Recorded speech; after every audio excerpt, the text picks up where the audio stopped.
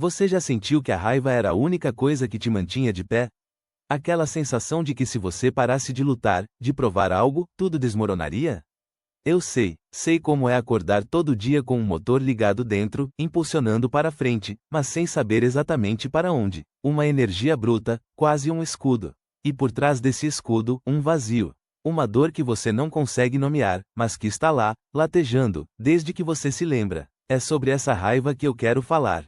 Não a raiva que destrói, mas a que constrói uma jaula invisível. A raiva que nos protegeu, por tanto tempo, do abandono que sentimos. Eu sou o William, tenho 77 anos. E levei quase a vida inteira para entender o que acabei de descrever. Não sou psicólogo, não sou coach. Nunca estudei essas coisas em livros. Mas vivi a ponto de sentir na pele cada fracasso, cada vitória vazia, cada momento de desespero silencioso. Passei décadas construindo uma vida que, para os olhos de fora, era perfeita.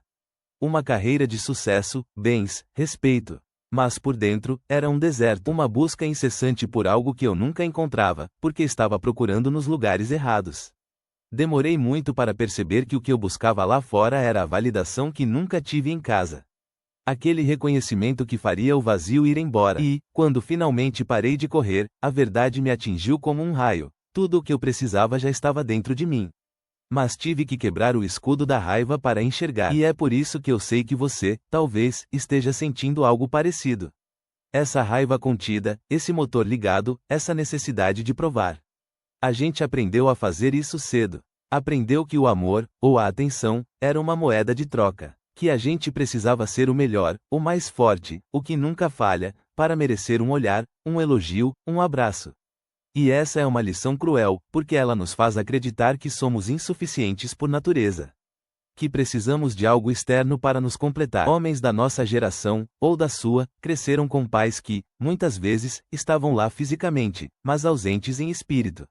Pais que ensinavam com o silêncio, com a crítica velada, com a expectativa pesada. E a gente, sem saber, pegou essa dor, essa vergonha de não ser bom o suficiente, e transformou em combustível. Combustível para a carreira, para a acumulação, para o controle. Para tudo, menos para olhar para dentro e sentir o que realmente precisava ser sentido. É um despertar tardio, eu sei. Mas nunca é tarde demais para entender o que nos trouxe até aqui. Meu pai era um homem de poucas palavras. Muito poucas. Lembro-me dele sentado na poltrona da sala, lendo o jornal, o cheiro de tabaco impregnado no estofado. Eu, um menino de uns 7, 8 anos, tentando chamar a atenção. Mostrava um desenho, contava sobre a escola. Ele só murmurava sem tirar os olhos das notícias. Nunca um olhar direto, nunca uma pergunta sobre como eu realmente estava. O que eu aprendi ali, no silêncio daquela sala, foi que a minha existência, a minha alegria ou a minha tristeza, não eram importantes. O que importava era o que eu fazia, o que eu conquistava asterisco. Lembro-me de quando ganhei um prêmio na escola, uma medalha de honra ao mérito por boas notas. Cheguei em casa eufórico, mostrei a ele. Ele pegou a medalha, analisou por um segundo, e disse, muito bem. Mas podia ter sido o primeiro da turma, não o segundo.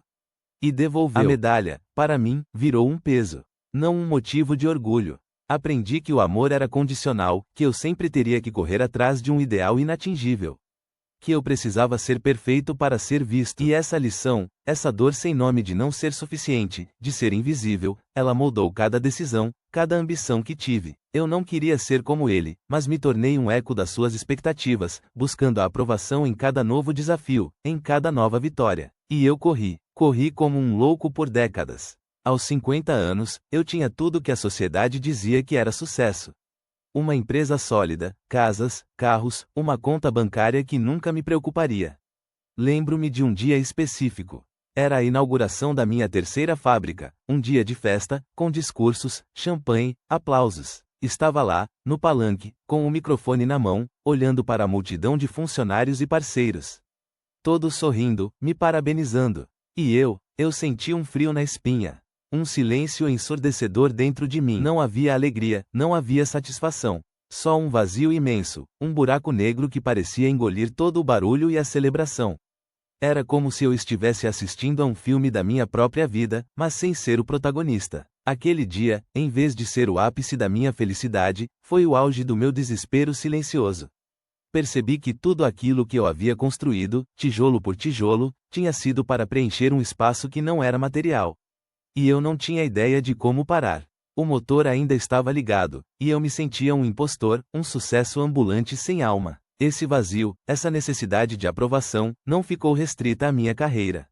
Ela se infiltrou em cada canto da minha vida, especialmente nos meus relacionamentos. Eu achava que, se eu fosse um bom provedor, um marido presente em termos práticos, um pai que garantia o melhor para seus filhos, isso seria suficiente. Mas eu estava ausente, mesmo estando ali. Minha esposa, Maria, tentava se aproximar, falava sobre sentimentos, sobre o nosso dia. Eu respondia com soluções, com pragmatismo. Fugia da vulnerabilidade como da peste. Com meus filhos, era ainda mais doloroso. Eu os amava, claro que amava, mas não sabia como expressar isso de uma forma que não fosse através de presentes ou de exigências de bom desempenho. Queria que fossem bem-sucedidos, como eu. E, no processo, repeti o padrão do meu pai. Criei um abismo entre nós, sem perceber. A raiva que me protegia do meu próprio abandono me impedia de me conectar de verdade com quem eu mais amava. Eu me via como um pilar de força, mas era uma muralha. E a culpa, ela só veio muito depois, quando percebi a distância que eu mesmo havia construído, a dor que eu havia, sem querer, causado. Ao longo dos anos, vi amigos seguirem caminhos diferentes. Alguns, como eu, continuaram na corrida até o fim, acumulando mais e mais, mas com o mesmo olhar cansado e distante. Lembro do meu amigo Carlos, um empresário brilhante. Ele tinha uma fortuna, mas estava sempre irritado, sempre insatisfeito. Aos 65, se aposentou, mas não sabia o que fazer com o tempo livre. Passava os dias reclamando da vida, dos filhos, de tudo. Nunca encontrou a paz. Outros, no entanto, em algum momento, pararam. Um vizinho meu, o José, era um engenheiro que largou tudo aos 55 para abrir uma pequena marcenaria. Ele não ficou rico, mas vi a transformação nos olhos dele. Ele falava das peças de madeira com um brilho que eu nunca vi nele falando de projetos de engenharia.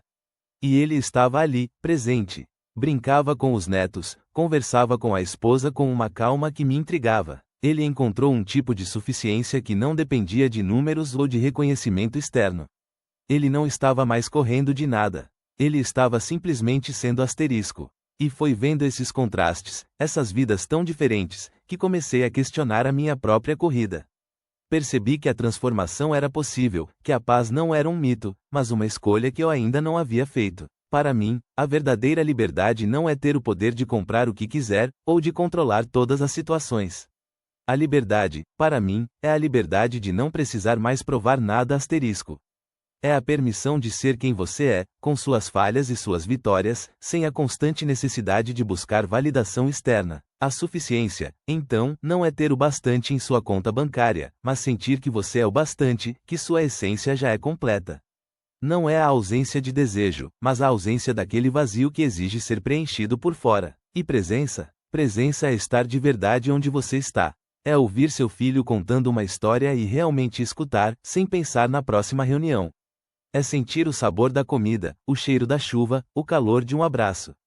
É estar inteiro, aqui e agora, sem o motor da raiva ligado, sem a armadura que te protegeu por tanto tempo de uma dor que já não precisa ser escondida. A razão pela qual todas as suas conquistas externas nunca trouxeram a paz que você tanto buscou é simples: elas foram construídas sobre o medo.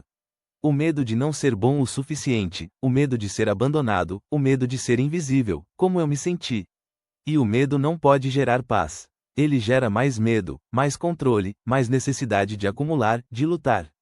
É um ciclo vicioso. Você ganha mais dinheiro, mas o vazio continua lá. Você consegue uma promoção, mas a vergonha de não ser ainda melhor te persegue. A raiva que te impulsionou a construir tudo isso, essa raiva contida, ela é um mecanismo de defesa.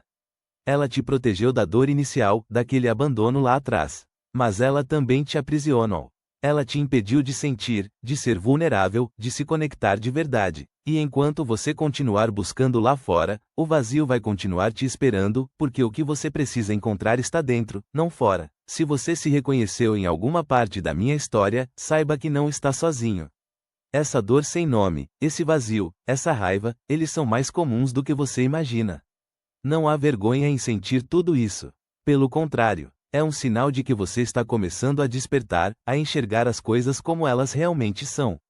Permita-se sentir essa dor. Permita-se parar de correr, mesmo que por um instante. Não precisa desconstruir tudo de uma vez. Comece por um pequeno momento de silêncio, de escuta interna. Pergunte a si mesmo: o que eu realmente preciso agora, que não seja uma conquista ou um reconhecimento externo? A resposta pode ser um sussurro.